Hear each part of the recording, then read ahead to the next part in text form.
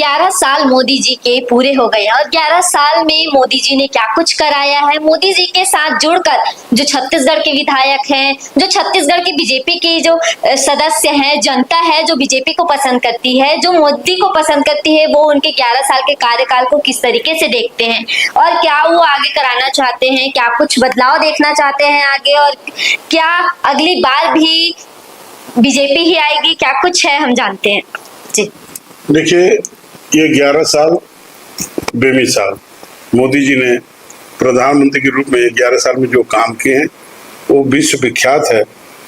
पिछले सरकारों ने, पिछले अन्य पार्टियों की सरकारों ने जो काम किया है उससे भारत का आर्थिक परिस्थिति 10वें नंबर की थी, परंतु मोदी जी के आने के बाद वो 5वें क्रम पार करके 4थे में आ गई है और बहुत ही जल्दी हम 3रे क्रम पे आएंगे। इसके लिए मोदी जी का हम आभार व्यक्त करते हैं, उनका अभिनंदन करते हैं।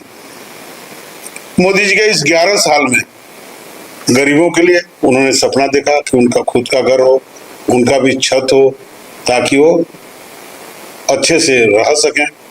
उनका कच्चा मकान, कबीली का मकान दूर होकर के छत वाला लेंटेड मकान, वो ये सपना हम लोग देखे थे, उसको प्रधानमंत्री जी ने पूरा किया। चाहे ग्रामीण अंचल की बात हो, चाहे शहरी बात हो, उन्होंने प्रधानमंत्री आवास, उसका नाम भी प्रधानमंत्री आवास है, जो गरीब को मिलेगा वो गर्वित होगा कि मैं प्रधानमंत्री आवास में रहता हूँ।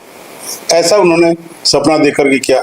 बेटी बचाओ बेटी पढ़ाओ, चाहे माताओं के कष्ट को ठीक करने के लिए उज्ज्वला गैस योजना, स्वच्छ भारत मिशन। किसी प्रधानमंत्री को अभी तक नहीं आया कि भारत स्वच्छ हो, हम सफाई की आगे ले जाए, कोई नहीं किया। मोदी जब आए उन्होंने देखा कि स्वच्छ होने से शारीरिक दृष्टि से लोग बीमार नहीं होते, अच्छा होता है, इसलिए उन्होंने उस बात को आगे बढ़ाया। पीएम मुद्रा योजना है, अटल पेंशन योजना है, आयुष्मान योजना।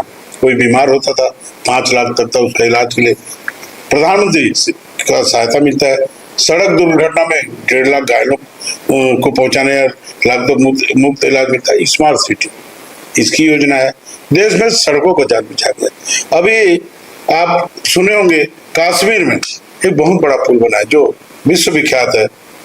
उसको बनाने के लिए, बना करके हमारे यातायात मंत्री गडकरी जी को हम धन्यवाद करते हैं कि उन्होंने प्रधानमंत्री के निर्देश पे बनाया। और जिस तरह से ऑपरेशन सिंदूर और बालाकोट वाला सर्जिकल स्ट्राइक से हमने ये बता दिया कि हमारा दुश्मन हमको यदि आंख उठा के दिखाएगा तो उसके आंख को हम फोड़ देंगे। और मैं सबसे पहले बताना चाहता हूं कि मोदी जी छत्तीसगढ़ के प्रति उनका अलग भावना है।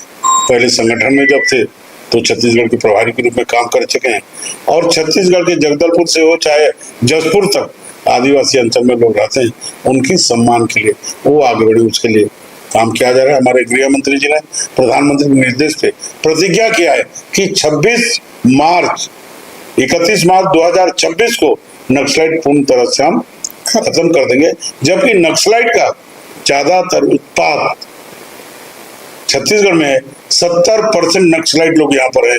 बाकी अन्य प्रदेशों में चाहे झारखंड हो, चाहे उड़ीसा हो, चाहे आंध्रा हो, 30% हमने उसमें विजय पाने की ओर अग्रसर हैं।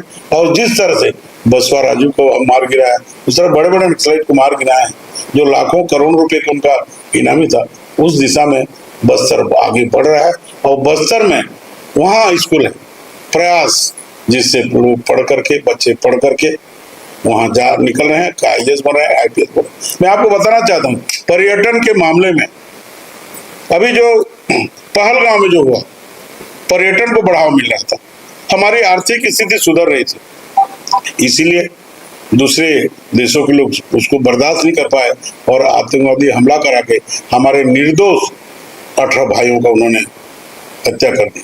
उसी कारण माननीय प्रधानमंत्री जी ने सिंदूर ऑपरेशन करके बता दिया कि हम भारतवासी को आप छुओगे तो हम आपको नेस्तनाबूद कर देंगे। उसी तरह बस्तर का टूरिज्म, जिस तरह कश्मीर का बस्तर का टूरिज्म, आप जलप्रपात नियाग्रा के जलप्रपात से बड़ा है, तो अभी छत्तीसगढ़ ग्रो कर रहा है। ये ग्रोइंग एज है। छत्तीसगढ़ को 25 साल पूरे हो गए और उसका जवानी जो है मस्ती में है, तो हम मोदी जी के नेतृत्व में, विष्णुदेव साय जी के नेतृत्व में हम आगे बढ़ रहे हैं, आगे बढ़ते रहेंगे।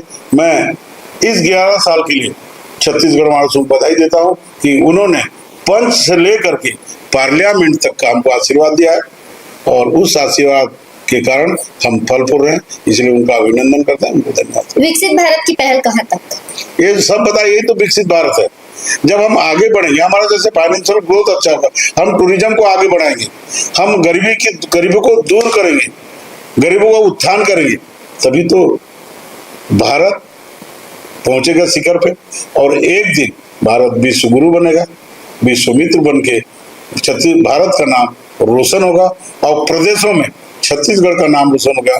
माननीय अटल जी ने हमको छत्तीसगढ़ का आशीर्वाद दिया था। माननीय अटल जी उसमें 3 राज्य बनाए थे, छत्तीसगढ़, उत्तराखंड और झारखंड। आज तीनों राज्यों में छत्तीसगढ़ सबसे आगे है, चाहे आर्थिक मामला में हो, चाहे टूरिज्म के मामले में हो, चाहे किसानों के मामला हो, चाहे आदिवासी के मामले में हो, चाहे किसानों के मामला में, महिलाओं के मामला में। हमारी सरकार ने किसानों को 3100 रुपया दे करके 21 क्विंटल धान करने का ऐतिहासिक निर्णय किया। हमारी सरकार ने माताओं को 1000 रुपया महीना देके 70 लाख माँ बहनों को दे करके हमने बजट में उसका समायोजन किया।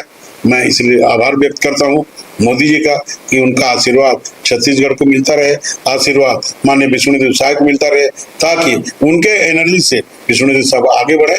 हम उनके साथ खड़े हैं। जय जगन्नाथ।